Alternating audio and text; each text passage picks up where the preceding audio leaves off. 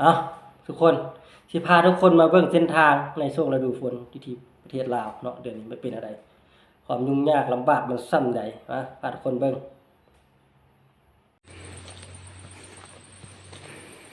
เส้นทาง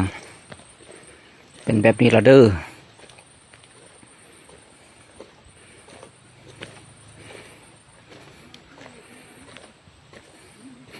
มีแต่หาบนยางก็ยังบ่ได้ละ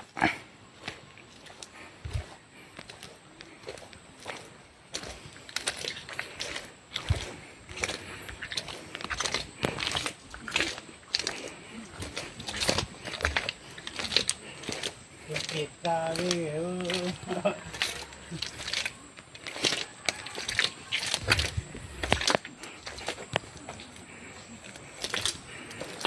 แม้แต่บนยางเป็นยางบ่ได้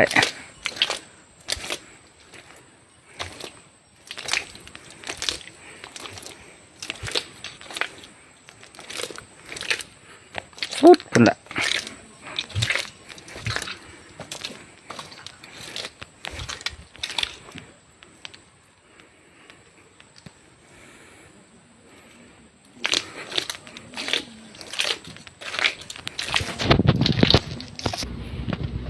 จักสิไปแนวใด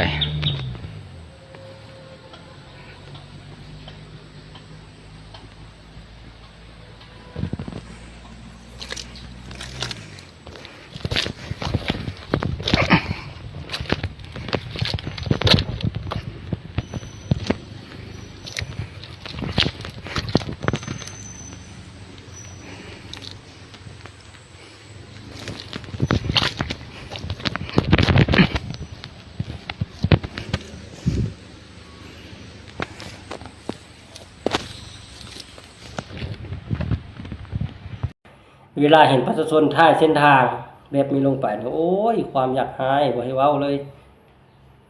หายได้หายผู้ใดค่ายหุ้มนะโอ้ยไปประจานบ้านเมืองตัวเองแล้วนั่นแนวนี้โอ้ยหายได้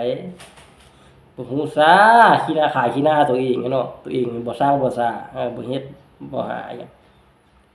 ป้ามันเป็นอะไรกับป้าโลดเนาะนี่แหละเขาว่ารัฐบาลบ่สร้างบ่ซ่านะหาแต่ผลประโยชน์กับตัวเองเลาะแต่เที่ยวประเทศนั้นเลาะเที่ยวประเทศนี้มาบ่เฮ็ดหยัง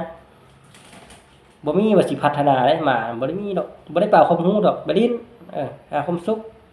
ไปเลาะลิ้นว่าซั่นซะความเที่ยวเด้ประเทศนั้นประเทศนี้น้อยไปแล้วน้อยไปแล้วใส่มาจ้อยบ่ได้มีหยังเกิดขึ้นมีจะไรเห็นบ่เห็นประชาชนถ่ายรูปลงนี่ว้ายบ่ได้พอใจได้ยานได้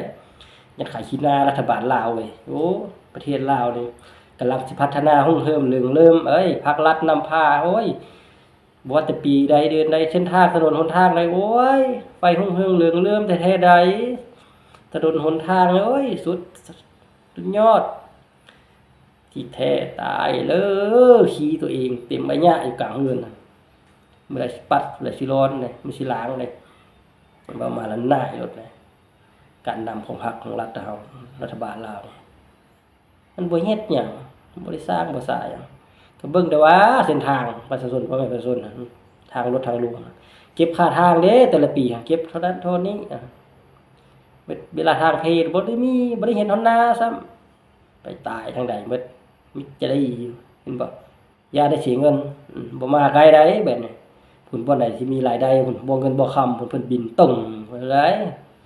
เอาก้อนค้ำไปแท่งโอ้ยเอาเงินหมดแล้วคุณบ่เพิ่นมันจะไปบ่นั้นว่าแนวนี้มันบ่มามันยันเสียเงินมันอย่าเสียงบมัน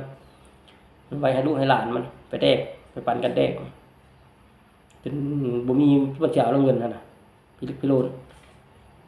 ไปซื้อดินอยู่พุ่นอยู่บ่นั้นบ่นี้ของรัฐบาลเบิดบ่ได้กว้างของพรรคของรัฐเบิดนี่แหละประเทศลาวมื้อใดมันสิพัฒนาไปได้หมู่เนาะ